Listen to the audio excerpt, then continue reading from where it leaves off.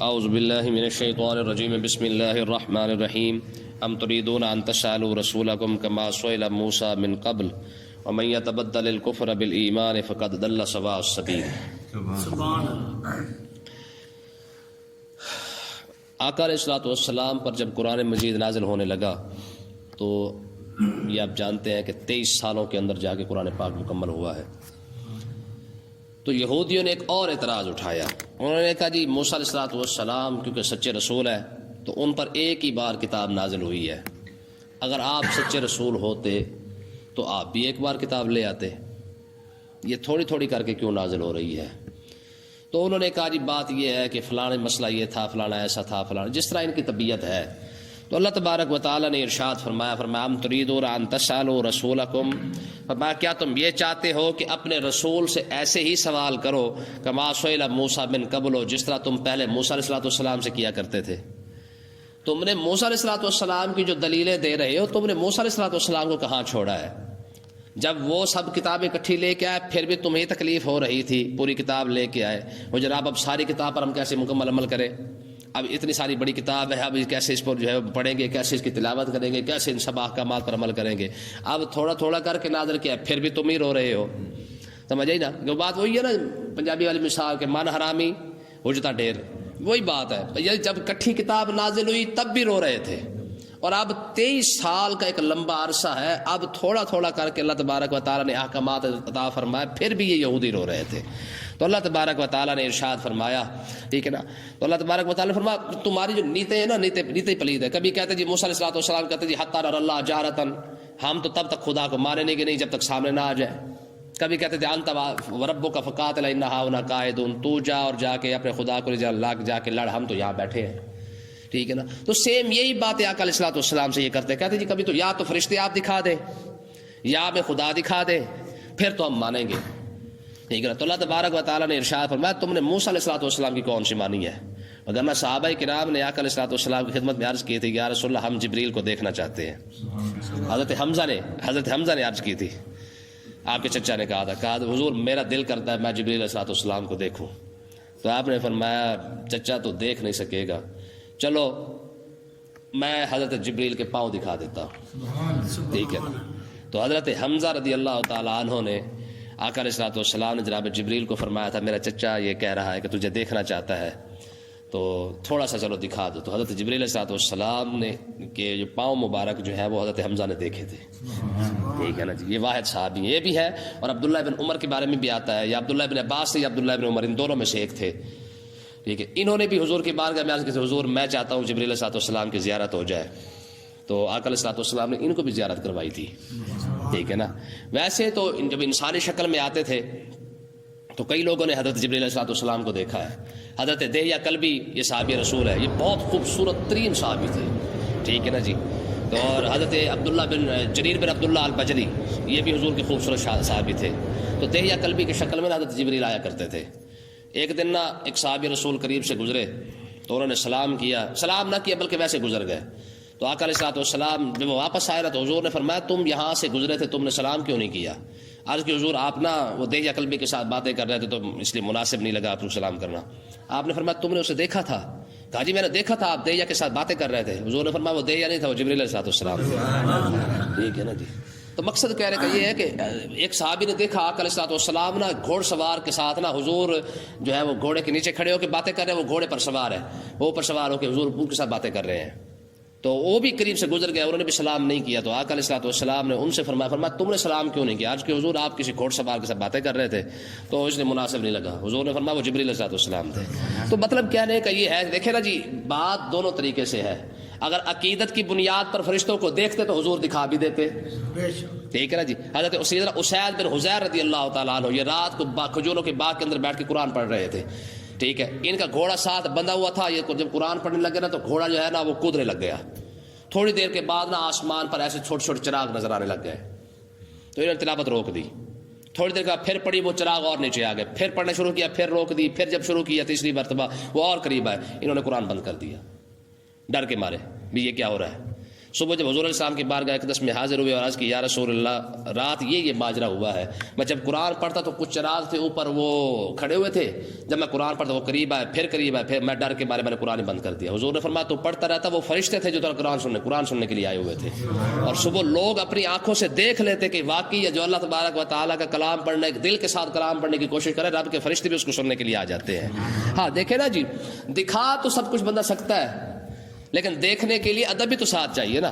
یہودی اس لیے نہیں دیکھنا چاہتے تھے فرشتوں کو کہ وہ ادب، وہ جناب والا ان کی کوئی خواہش تھی یا وہ ایمان لانا چاہتے تھے، وہ تو بطور امتحان تھے، امتحان لینا۔ جس طرح ہماری قوم کی جو ہے نا سوال کرتے نا، ان کا مقصد یہ کیا ہوتا ہے؟ ان کا مقصد امتحان لینا ہوتا ہے کہ مولوی کو آتا کہ نہیں آتا۔ حالانکہ سوال کرنے کا مقصد یہ بھی ہو سکتا ہے کہ یار ہمیں اس سے فیض کتنا ملتا ہے، ٹھیک ہے، ہمیں اس سے برکت کتنی ملتی ہے۔ تو اللہ تبارک و تعالیٰ نے ارشاد فرمایا ام تريدون ان تسالوا رسولكم كما سئل موسى من قبل، کیا تم یہ چاہتے ہو کہ تم اسی طرح سوال کرو جس طرح تم نے موسیٰ علیہ السلام سے سوال کیا تھا۔ ومن يتبدل الكفر بالایمان، جس نے ایمان کے بدلے میں کفر خرید لیا، جس نے ایمان کے بدلے میں کفر لے لیا، فقد ضل سواء السبیل، بے شک وہ سیدھے راستے سے گمراہ ہو گیا ہے۔ ٹھیک ہے نا جی، تم اس لیے سوال پوچھنا چاہتے ہو کہ تم کبھی امتحان لینے کے لیے آ جاتے ہو۔ آگے دیکھیں جی، فرمایا ود کثیر من اہل الکتاب، یہ بہت سے اہل کتاب، اہل کتاب سے مراد یہودی اور نصرانی، ٹھیک ہے، یہ اہل کتاب ہے، باقی کوئی اہل کتاب نہیں ہے، ٹھیک ہے۔ فرمایا بہت سے اہل کتاب یہ یہودی اور نصرانی ہیں۔ اب ذرا دیکھیں کیا ہے، فرمایا لا یردونکم من بعد ایمانکم، وہ یہ چاہتے ہیں کہ تمہیں ایمان لانے کے بعد کفارن، تمہیں کفر کی طرف دوبارہ لوٹا دے۔ یہودیوں کی کل بھی خواہش یہی تھی کہ مسلمان کافر ہو جائے، یہودیوں کی آج بھی خواہش یہی ہے کہ مسلمان کافر ہو جائے۔ دیکھیں نا کتنا پیسہ آج بھی لگا رہا ہے، کبھی این جی اوز کے نام پہ، کبھی جناب والا کسی کی چیز کے نام پہ، کبھی کسی چیز کے نام پہ۔ پاکستان پر کتنا پیسہ لگ رہا ہے؟ 8 مارچ کو جو میراثیں نکلتی ہیں، اس کتنا پیسہ، وہ کروڑوں روپے پیسہ صرف لگ رہا ہے ان کے اس 8 مارچ کو سپورٹ کرنے کی خاطر۔ بڑی بڑی این جی اوز جن کو پیسہ مل رہا ہے، آپ اینکر پیسہ صرف اس وجہ سے کھا رہے ہیں لوگوں کو یہ ورگلانے کے لیے۔ آپ کے نصاب چینج کیے گئے ہیں، کہاں گیا سارا کچھ؟ پہلے حضرت عمر کی باتیں پڑھایا کرتے تھے، اب اونٹ کی باتیں پڑھاتے ہیں۔ پہلے سلطان صلاح الدین ایوبی کی باتیں پڑھاتے تھے، اب تتلی اور جناب کتے اور بلے کی کہانیں پڑھائی جا رہی ہیں، ٹھیک ہے۔ تو مقصد کیا ہے کہ کل بھی یہودی کی خواہش یہی تھی کہ کسی طریقے سے مسلمان کافر ہو جائے، اور آج بھی یہودی کی خواہش یہی ہے کہ مسلمان کسی طریقے سے کافر ہو جائے۔ اور حاسدا من عند انفسہم، یہ کیوں چاہتے ہیں؟ وجہ صرف اور صرف یہ ہے کہ ان کے دلوں کے اندر جو حسد ہے وہ نکل نہیں سکتا۔ کون سا؟ وہ آقا علیہ الصلوۃ والسلام والا کہ نبی ہمارے پاس کیوں نہیں آیا۔ آگے اللہ نے فرمایا من بعد ما تبین لهم الحق، حالانکہ حق ان پر واضح ہو چکا ہے۔ یہودی بھی جانتے ہیں، عیسائی بھی جانتے ہیں کہ یہ نبی بھی سچا ہے، ان کی کتاب بھی سچی ہے، اور اسلام بھی سچا ہے، ٹھیک ہے۔ فاعفوا واصفحوا، فرمایا آپ انہیں چھوڑے، صحابہ کو کہا جا رہا ہے، مسلمان کو کہا جا رہا ہے، فرمایا فاعفوا واصفحوا، آپ ان کو دفع کرو، ان کو چھوڑو، ٹھیک ہے، ان سے درگزر کریں، حتی یاتی اللہ بامرہ، جب تک اللہ تعالیٰ دوسرا حکم نہ لے آئے۔ یہ تب کی بات تھی، یعنی جب تک جہاد کا حکم نہیں آ جاتا آپ ان کو دفع کریں، ٹھیک ہے۔ جب جہاد کا حکم آ گیا تو اب یہ حکم منسوخ ہو گیا، ختم ہوگی یہ بات، ٹھیک ہے۔ لفظ حتیٰ نے آ کے جو ہے وہ یہ حکم ہی ختم کر دیا ہے، ٹھیک ہے۔ فرمایا فاعفوا واصفحوا، آپ ابھی یہ یہودیوں کو بھی چھوڑ دیں، ابھی آپ نصرانیوں کو بھی چھوڑ دیں، ہاں حتیٰ یاتی اللہ بامرہ، جب تک اللہ تعالیٰ اپنا دوسرا حکم نہ لے آئے۔ اور دوسرا حکم کیا تھا؟ یا ایھا النبی جاہد الکفار والمنافقین واغلظ علیہم ومأواہم جہنم وبئس المصیر، ٹھیک ہے نا۔ فرمایا محبوب یا ایھا النبی جاہد الکفار، اب آپ کافروں کے ساتھ جہاد بھی کریں، والمنافقین، منافقوں کے ساتھ بھی جہاد کریں، واغلظ علیہم، ان پر سختی بھی کریں۔ کیوں جی؟ یا ایھا الذین آمنوا قاتلوا الذین یلونکم من الکفار ولیجدوا فیکم غلظہ، یہ قرآن مجید کیا ہے؟ فرمایا ایمان والو تمہارے اندر اتنی سختی ہونی چاہیے کہ جب کافر تمہیں دیکھے تو اس کا سوسو بھی خشک ہو جائے۔ ولیجدوا فیکم غلظہ، مسلمان کے اندر سختی ہونی چاہیے۔ اور آج جی سب کے ساتھ بنا کے رکھنی چاہیے۔ صحابہ کرام کی جو تعریف کی اللہ تعالیٰ نے کیا فرمایا؟ محمد الرسول اللہ والذین معہ اشداء علی الکفار، میرا نبی تو پھر میرا رسول ہے، اور والذین معہ، جو میرے نبی کے ساتھ رہتے ہیں، اشداء علی الکفار، فرمایا وہ کافروں پر سب سے زیادہ سخت ہے، ٹھیک ہے نا جی۔ مسلمان کے اندر کفر کے لیے سختی ہونی چاہیے، بس ان اللہ علی کل شیء قدیر، بے شک اللہ تعالیٰ ہر شے پر قادر ہے. ٹھیک ہے. آگے مسلمانوں کو فرمایا جا رہا ہے، فرمایا واقیموا الصلاۃ وآتوا الزکاۃ، تم نماز بھی پڑھو، تم زکوٰۃ بھی دو. وما تقدموا لانفسکم من خیر، اور اپنے جانوں کے لیے یعنی اپنے آپ کے لیے جو بھی تم بھلائی آگے بھیجو گے تجدہ عند اللہ، اللہ کے پاس پاؤ گے. ہاں، جو بھی نیکی تم کما کے آگے بھیجو گے وہ ضائع نہیں ہو جائے گی، وہ آگے پیچھے نہیں ہوگی. ہاں، جس نے جو بھی نیکی فمن یعمل مثقال ذرۃ خیرا یرہ ومن یعمل مثقال ذرۃ، تم ذرہ آگے جو بھی بھیجو گے وہ اللہ تبارک و تعالیٰ کے پاس پاؤ گے. حدیث پاک کے اندر آتا ہے کہ ایک بندہ اللہ کی بارگاہ قسم حاضر ہوگا، رب اس سے پوچھے گا کوئی نیکی ہے؟ وہ کہے گا کوئی بھی نہیں. ٹھیک ہے. کوئی بھی، وہ کہے گا پروردگار کوئی بھی نہیں. جب اس کا انعام اعمال تولا جائے گا، آنکھ کی یہ جو کیا کہتے ہیں آپ ان کو، پلکا، ہاں جی، یہ پلکے نا پلکے، یہ ایک پلک نہ اللہ کی بارگاہ اقدس میں عرض کرے گی پروردگار ایک مرتبہ یہ کہیں بیٹھا ہوا تھا، تیرا ذکر سن کے یہ رو پڑا تھا، بس رویا کیا تھا، بس اس نے پھیٹا چوبا منہ بنایا تھا، بس اس کی آنکھ سے آنسو نکلا تھا، اور آنسو بھی نہیں نکلا تھا، بس اتنا پانی نکلا تھا کہ میں تر ہو گئی تھی. تو اللہ تبارک و تعالیٰ فرمائے گا کیونکہ میری وجہ سے تیرا ایک بال تر ہوا ہے، وہ بھی آنکھ کا، یہ آنکھ کا بال تر ہوا ہے، جات اسی وجہ سے ہم نے تیری بخشش فرما دی. اس لیے علماء فرماتے ہیں کہ رویا کرو. خدا کی قسم رب کی بارگاہ میں رونا جو ہے رب کو بڑا پسند ہے. ٹھیک ہے. مجھے ایک بڑی عمر کے بندے نے نا ایک بات کی تھی کہ اس نے کہا تھا، بزرگ تھے ایک، اس نے کہا تھا اس دور کی بات ہے، یہ تقریباً کوئی 7-8 کی بات ہے. ٹھیک ہے. وہ مجھے کہنے لگے مولوی صاحب لوگوں کے سامنے ہنسا کرو، یہ ہنسنے والے کو پسند کرتے ہیں، اور رب کے سامنے رویا کرو، رب رونے والے کو پسند کرتا ہے. سمجھے کہ نہیں ہے؟ مجھے نا اس کی بات بڑی آج تک یاد ہے. اس نے کہا لوگ رونے والے کو پسند نہیں کرتے، ہاں رب رونے والے بندے کو پسند. فَلْيَضْحَكُوا قَلِيلًا وَلْيَبْكُوا كَثِيرًا، یہ قرآن کا حکم ہے. فرمایا کہ رب کی بارگاہ میں کبھی رو کے دیکھو، اس سے بڑا مول اور کوئی نہیں ہے. سمجھے کہ نہیں آئی ہے؟ اللہ اکبر. فرمایا جو تم ایک نیکی بھی جو بھی آگے بھیجو گے، ٹھیک ہے، تجدہ عند اللہ، اس کو اللہ کے پاس پاؤ گے. حدیث پاک کے اندر آتا نا کہ ایک شخص جہنمیوں کی لائن لگی ہوگی، جہنمیوں کی، ٹھیک ہے نا، ایک عالم دین قریب سے گزرے گا تو ایک شخص اس کو دیکھ لے گا، وہ دوڑ کے اس کے پاس آئے گا، کہنے لگا حضور آپ نے مجھے پہچانا؟ فرمایا نہیں. کہنا جی آج بھی نہیں پہچانا تو کدو پہچاننا، ہوں تو پھنس گئے. کہ تو کون ہے یار؟ وہ کہے گا حضور دنیا کے اندر نا میں نے آپ کو ایک مرتبہ وضو کروایا تھا، تو یہاں تو اب ذرہ ذرہ تولا جا رہا ہے، ذرا میرا وضو بھی تلوا لے. یہاں تو ذرے ذرے کا لیکھا ہو رہا ہے نا. ٹھیک ہے جی، چلو ہو سکتا ہے میرے وضو والا بھی کھاتا چل جائے. تو وہ عالم دین اس کو لے کر اللہ کی بارگاہ میں حاضر ہوگا، پروردگار اس نے مجھے ایک مرتبہ وضو کروایا تھا. میں پھر کیا تولے اس کا باقی تو اس کے پلے کچھ ہے نہیں، چلو کم سے کم تجھے وضو تو کروایا رہا، اسی وجہ سے اللہ تعالیٰ نے اس کی بخشش فرما دے گا. حضور غوث اعظم رضی اللہ عنہ کے پاس ایک شخص آیا، کہنے لگا حضرت میں نے نا اپنے ایک دوست کو، میرا دوست تھا فوت ہو گیا، میں نے اس کو اچھی حالت میں نہیں دیکھا.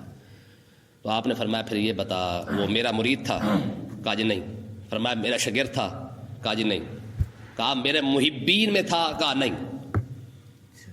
کہا اچھا یہ بتا کبھی میرے پاس آ کے بیٹھا تھا؟ کہا جی نہیں. بہت ظالم یہ بتا میرے مدرسے کے قریب سے کبھی گزرا تھا؟ اس نے کہا جی بس ایک بار گزرا تھا، وہ بھی کسی اور کام جا رہا تھا. تو آپ نے ہاتھ اٹھایا، پروردگار میرے مدرسے کے قریب سے گزر گیا پھر بھی نہ بخشا جائے تو پھر بات تو ختم ہو گئی نا. غیب سے آواز فرما پھر تیرے مدرسے کے قریب سے گزر گیا، جا ہم نے اس کی بخشش فرما دی. سمجھے کہ نہیں؟ ہاں حضرت شاہ ولی اللہ محدث دہلوی رحمۃ اللہ علیہ، نہیں حضرت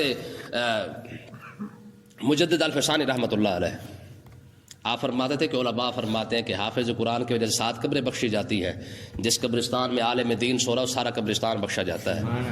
مجھے آقا علیہ الصلوۃ والسلام نے یہ خوشخبری عطا فرمائی ہے کہ میں جس قبرستان سے گزر جاؤں سارا قبرستان ہی بخشا جاتا ہے. کہتے ہیں کہ ایک قبر پر نہ عذاب ہو رہا تھا، یہ صاحب کشف تو تھے حضرت مجدد الفسانی، یہ آ کر نہ اس کی قبر میں کھڑے ہو گئے، تھوڑی دیر کے بعد ہنسنے لگ گئے. ٹھیک ہے. جب ہنسنے لگ گئے تو لوگوں نے پوچھا، انہوں نے کہا جی کیا ہوا؟ آپ نے فرمایا چیک کر رہا تھا میں عالم ہوں کہ نہیں. کہا جی کیا مطلب؟ کہا قبر پہ ہو رہا تھا عذاب، میں آ کے اس کے اوپر کھڑا ہو گیا ہوں، میں نے چیک کر رہا تھا اگر میں عالم ہوں تو یہ بخشا جائے گا، اگر میں عالم نہیں ہوں گا تو یہ بخشا نہیں جائے گا، آٹومیٹک بخشا گیا ہے. سمجھے کہ نہیں آئی؟ اس لیے ہم کہتے ہیں بھائی علماء کے ساتھ رہو. سمجھے کہ نہیں؟ خدا کی قسم اس سے بڑھ کر کوئی بڑی نعمت کوئی نہیں ہے. علماء کا ساتھ جو ہے نا خدا کی قسم یہ بہت بڑی نعمت ہے. ٹھیک ہے. ہمارے بزرگ فرماتے ہیں کہ حضرت عبداللہ ابن مسعود کے جو شاگرد تھے نا حضرت علقمہ، حضرت عبداللہ ابن مسعود کے شاگرد حضرت علقمہ، ٹھیک ہے. حضرت ابراہیم النخعی فرمایا کرتے تھے, آپ فرماتے تھے خدا کی قسم القما کے پاس بیٹھنا, ایک گھڑی بیٹھنا, مجھے 1000 رکعت نفل اور ساری زندگی کی نفل عبادت سے زیادہ افضل لگتا ہے. صرف حضرت القما کے پاس خالی بیٹھنا, پڑھنا نہیں, ٹھیک ہے نا, صرف خالی بیٹھنا مجھے اپنی زندگی کی نفلی عبادت سے زیادہ افضل لگتا ہے. اور یہ یاد رکھیں, یہ مسئلہ ہے, علماء کے پاس بیٹھنا نفلی عبادت سے زیادہ افضل ہے.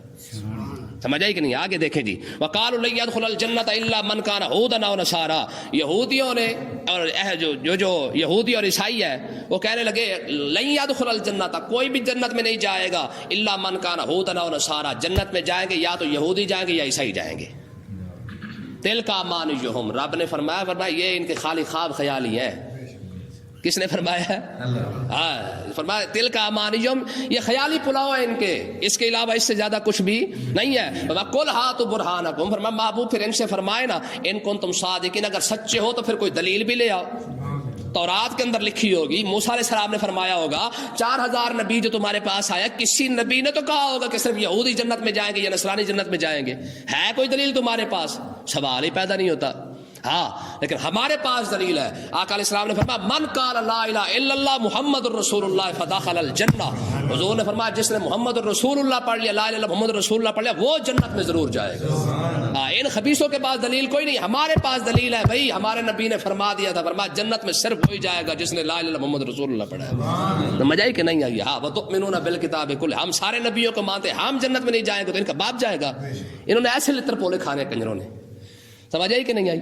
آگے دیکھیں جی, بلا اللہ تبارک و تعالیٰ نے فرمایا ہاں کیوں نہیں, جنت میں کون جائے گا؟ من اسلم وجہہ للہ, جس نے اللہ کی رضا کی خاطر اپنا سر جھکا دیا تو وہ جنت میں جائے گا. اللہ کی رضا کیا ہے کہ رب نے جب سارے نبیوں کو بھیجا تو پھر سب کو مانو, یہ تو اپنی مرضی ہوگی نا, ہم فلانے کو نہیں مانتے, فلانے کو نہیں مانتے, فلانے کو مانتے, فلانے کو نہیں مانتے. فرمایا نہ, رب نے جس کو بھی بھیج دیا وہی سونے پہ سہاگا ہے. سمجھ آئی نا؟ یہی ہماری خوبی ہے الحمدللہ مسلمان کی, کہ وہ آدم علیہ السلام سے لے کر آقا علیہ السلام تک ہم تو سب نبیوں کو مانتے ہیں, ٹھیک ہے نا جی, سب صحیفوں کو مانتے ہیں, سب کتابوں کو مانتے ہیں. جو بھی رب نے نازل فرمایا ہم نے دیکھا نہیں دیکھا, ہمارے سامنے ہے یا نہیں ہے, ہم ہر شے پر ایمان لاتے ہیں, ٹھیک ہے نا جی. وہ محسن, قرآن مجید نے فرمایا جس نے اپنے رب کی رضا پر اپنا سر جھکا لیا وہ محسن, نیک وہی ہے جی. کوئی کسی کو کہتا ہے یہ حج صاحب آ رہے ہیں, چودھری صاحب آ رہے ہیں, قاری صاحب آ رہے ہیں, خان صاحب آ رہے ہیں, مفتی صاحب آ رہے ہیں, لوگ تعریفیں کرتے ہیں نا جی. یار رب کس کی تعریف کر رہا ہے؟ فرمایا بلا من اسلم وجہہ للہ, فرمایا جو اللہ کی تقدیر پہ اپنے آپ کو جھکا لے, رب فرماتا ہے وہ محسن, وہی نیک ہے. تو اس کا مطلب یہ ہے کہ رب کی تقدیر کو مان کر بندے کو نا چپ کر جانا چاہیے, ٹھیک ہے نا جی. گلا شکوہ کرنے والا پھر نیک نہیں ہوتا ہے, ٹھیک ہے نا جی. نہیں پھر ایسا نہیں ہونا چاہیے تھا, ایسے نہیں ہونا چاہیے تھا, پھر یوں ہو گیا وہ ہو گیا, یہ یوں وہ کرنا یہ یہودیوں کا طریقہ ہے. ہاں, مسلمان کا طریقہ کیا ہے کہ جو کچھ بھی رب نے فرما دیا نا, جنہ دکھا میں دل بر راضی تو سکھ ہونا تو وارے, بس بات ختم, ٹھیک ہے نا جی. یہ بات ہے. تو اللہ تبارک و تعالیٰ نے ارشاد فرمایا فَلَهُ أَجْرُهُ عِنْدَ رَبِّهِ, فرمایا کہ جو بندہ اپنے آپ کو اپنے رب کی تقدیر کے آگے جھکا دے وہی نیک بھی ہے. فَلَهُ أَجْرُهُ عِنْدَ رَبِّهِ, اس کا اجر بھی اس کے رب کے پاس ہے, ٹھیک ہے نا. چاہے دنیا میں تھوڑا سا عطا فرما دے, آخرت تو پھر ہے ہی اسی کی. لیکن ہم کسی کے پاس یار امانت رکھیں, ہمیں سمجھتے ہیں نا کہ یار چنگا بندہ ہے, بندے کا پتر بن کے واپس کر ہی دے گا. ہوتا ہے کہ نہیں ہوتا بھئی؟ اعتبار کر کے کسی کے پاس کچھ رکھا جاتا ہے نا, تو یہ تو ساری کائنات کا خالق اور مالک ہے. جب ہمارا اجر ہے ہی اسی کے پاس ہے تو پھر آگے فرمایا کیا؟ فرمایا فلا خوف علیہم ولا هم يحزنون, فرمایا جس رب کے پاس تیرا اجر پڑا نا, پھر تجھے نہ کسی چیز کے خوف ہوگا نہ کسی چیز کا غم ہوگا, کیونکہ تو نے اپنا ہر عمل, اچھا عمل تو اپنے رب کے پاس رکھا ہوا ہے. قیامت کے دن جب بندہ جائے گا اللہ کی بارگاہ اقدس میں, تو اس کے سامنے کیا ہوگا؟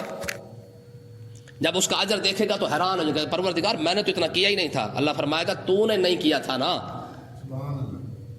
وہ عرض کرے گا مالک میں نے تو اتنا نہیں کیا تھا. تو اللہ فرمائے گا تو نے واقعی اتنا نہیں کیا, تو تھوڑا سا کر کے آیا تھا, ہم نے بڑھاتے بڑھاتے اتنا کر دیا ہے. ٹھیک ہے, اس سے بڑی کوئی بات ہو سکتی ہے یار بندہ. اللہ تعالیٰ ہمیں سمجھنے کی توفیق عطا فرمائے.